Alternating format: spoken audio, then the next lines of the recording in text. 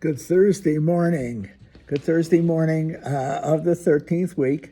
It's also the feast of St. Maria Goretti, Italian saint. Our Passionists really promoted her cause, by the way. We consider her, Maria Goretti, in our community of saints, okay, along with our founder and other saints. But Maria Goretti is also included because we promoted her cause. Our people must have known her. I don't know. I looked it up and I couldn't find it, but I know that Maria Goretti was. She died in 1900. When did she die? In 1902. She was born. She was only 12 years old when she died. She's a martyr to rape. She was raped by a man named Alessandro, who was 18 years old. She was 12. He raped her and he killed her. She resisted him. Yeah. And she is the patroness of young people, and rape victims. That's the truth. Maria Goretti.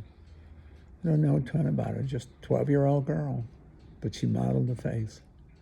She modeled them, and she forgave him. He died. She died. He stabbed her, and she died slowly of her wounds. Today she would have survived, okay, but not then. Not 120 years ago. From her wounds, and she forgave him. And what is interesting, he went 27 years to prison. When he got out, he became a convert, and he ended up becoming a lay brother in the Franciscan order. He attended her canonization. Isn't that an amazing story? The great story of Maria Goretti is that she forgave him. While she was dying, she forgave him. Isn't that amazing? It's an amazing story of faith. Talk about, no wonder they saw her as a saint. It's not the fact she was raped and murdered, it's that she forgave her rapist and her murderer. It's an amazing story. Yeah, it's a great story, actually. If I could touch it, just a fraction of humor in this is that my Irish classmates in the monastery, they said she was Irish, not Italian. Her real name was Garrity, Maria Garrity, Mary Garrity, not Maria Goretti.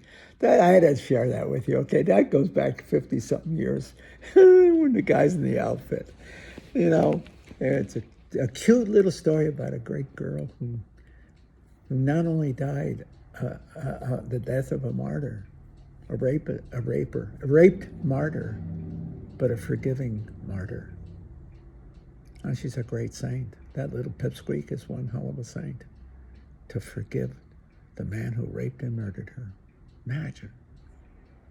Talk about living the Christ life. My God Almighty. She forgave him from the cross of her own affliction, as Christ forgave the centurion who ran the spear into his side. I don't think Maria Goretti was planning all of that. I think she had a heart of faith. She saw all things in a crucified Christ. She couldn't have said. No wonder our Passionists promoted her cause. We did, by the way. They had to see a crucified woman, a young girl. They had to see her filling up those things, wanting in the suffering of Christ, especially her forgiving Alessandro, which is equivalent to Christ forgiving the soldier who speared him. Forgive them, Father, they know not what they are doing. She lived that line. Imagine. I never thought about that until this morning. Okay, just knew Maria was in our what's the one I want to say, in our Passionist culture. Okay, our saints. She is one of our saints. We'll say. Interestingly enough, in the gospel today is the paralytic, and Christ raises the paralytic. Paralysis in the ancient world was certainly a symbol of, and it still could be to our sense. What I said yesterday is that it could be of our own sinfulness. We are freed from our own sinfulness, our paralysis. Look at Alessandro in that story. He is in many ways a moral paralytic. He tried to rape a 12-year-old girl, and he knew her as a little girl. He was in that sense paralyzed. Morally paralyzed by his lust. And it killed because of it. You see? And yet, through her forgiveness, he rose up and walked. It took him 50 years, but he got up and he walked. And he served the church and humanity by his witness of redemption. Even Alessandro, the rapist murderer, becomes a servant of the church. because of her. He overcomes his paralysis because of the word of Christ through the word of a little girl whom he crucified, whom he murdered. Isn't that a neat story? Huh? Maybe she wasn't Mary Garrity, but she is Maria Goretti. I love that. I got to say that with affection for my classmates. They were having so much fun with that. But we weren't having fun with the great truth of who Maria Goretti was and who she remains, such a model of forgiveness, a redemptive forgiveness. She redeemed Alessandro. He took her life and she gave him life. She gave him life. She restored him to a life better than anything he possessed before. He was the paralytic, and she, in her suffering, freed him from it. He's not paralyzed any longer.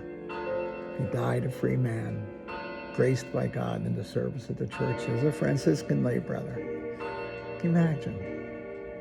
And also imagine his humility at the end. It's 10 o'clock now, I think. 9 o'clock, 10 o'clock. Imagine his humility, knowing you're a murderer, you did time and all the rest, and you're living with the other monks. The humility. These guys know you're a rapist and a murderer. And then they see you in a penitential way of life. What a model of faith. By you, but also by them. Because they had to believe in your redemption. Or they would have never let you in. See? Not into their community. And you didn't contaminate their community. You modeled the forgiveness of Christ through the forgiveness of the victim. Isn't that neat? That's a good story. The paralytic learned to walk, and he taught the rest of us how to walk and run. He walks at the end. Alessandro walks the faith. And in his model of trust in the forgiveness of the victim and the forgiveness of Christ, he teaches us how to overcome our own paralysis, our own sinfulness, our own habits of self-destruction and destruction of people around us, to live freely in a loving manner that brings life, not death, freedom, not paralysis. It's neat, isn't it? Alessandro, in his own way, is a hero, in my view, not for what he did, but what he overcame through her love for him, Maria's love for him. She loved him and forgave him. And he, in the end, learned to love in return.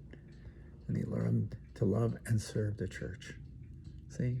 He had to learn to love himself as a sinful man, but a sinful man redeemed through love, the love of a young girl, 12 years old. Isn't that something? It's a hell of a story. It's a great story.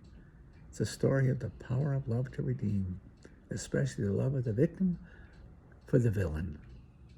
And then the villain's love, eventually, through that love, to love himself in a way that brought redemption to himself and to all who know his story. That's the truth.